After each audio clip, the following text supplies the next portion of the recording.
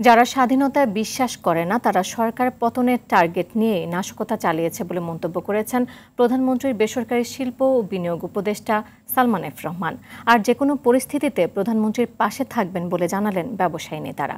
তথ্য ও সম্প্রচার প্রতিমন্ত্রী বলেন, কারফিউ দেওয়া হয়েছে সন্ত্রাসীদের দমন করতে। প্রধানমন্ত্রীর কার্যালয়ে শেখ হাসিনার সঙ্গে ব্যবসায়ীদের মত বিনিময়ে তারা এসব কথা বলেন। এআর বাদলের আরেকটি রিপোর্ট।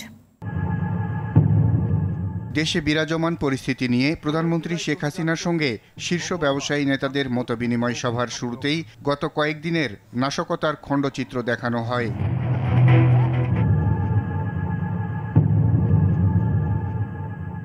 নাশকতা নিয়ে শুরুতেই বক্তব্য রাখেন তথ্য ও সম্প্রচার প্রতিমন্ত্রী। সরকার এবং ছাত্রদের যে অবস্থান তার বাইরে একটি তৃতীয় পক্ষ ঢুকে পড়েছে।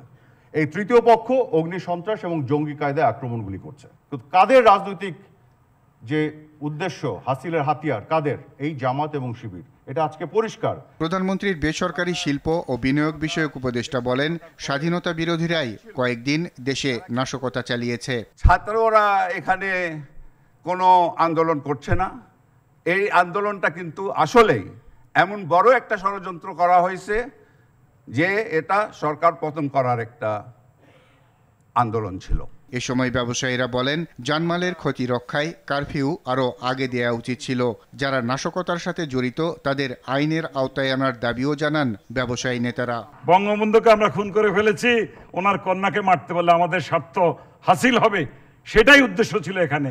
এই যে তাণ্ডব আমরা গত কয়েকদিন দেখেছি, আমরা আশা করব সরকারের গোয়েন্দা সংস্থা এবং সরকারের গুরুত্বপূর্ণ যারা আছেন দায়িত্বে তারা এই বিষয়গুলি নিশ্চয়ই উদ্ঘাটন করবেন এবং তাদের বিরুদ্ধে প্রয়োজনীয় ব্যবস্থা নেবেন। মাননীয় প্রধানমন্ত্রী, আপনি আছেন, আমরা আছি। আপনি যতদিন আছে বাংলাদেশের ব্যবসায়ী সমাজ ততদিন আপনার পাশে আছে।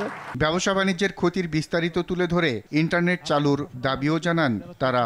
বাংলাদেশে প্রায় 2 কোটি মানুষ যারা দিন আনে দিন খায়, তাদের অবস্থাটা কি? আজকে 10 দিন 12 দিন যাবৎ কার্যত তারা অবরুদ্ধ। আপনি ক্রাইসিস ম্যানেজমেন্টের মাস্টার কি? আপনি অতি সত্বর আমাদের এই সমস্ত এই জঞ্জাট মুক্ত করে আমাদেরকে ব্যবসায় ফিরিয়ে আনার ব্যবস্থা করবেন।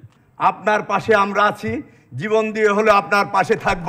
পরিস্থিতি স্বাভাবিক করতে সবাইকে ঐক্যবদ্ধ হওয়ার আহ্বানও জানান ব্যবসায়ী নেতারা। এই সন্ত্রাসী, এই জঙ্গি বাহিনীকে ধ্বংস করতে হবে। এই জন্য সবাইকে আমাদের ঐক্যবদ্ধ হইতে হবে। এআর বাদল, RTV, ঢাকা।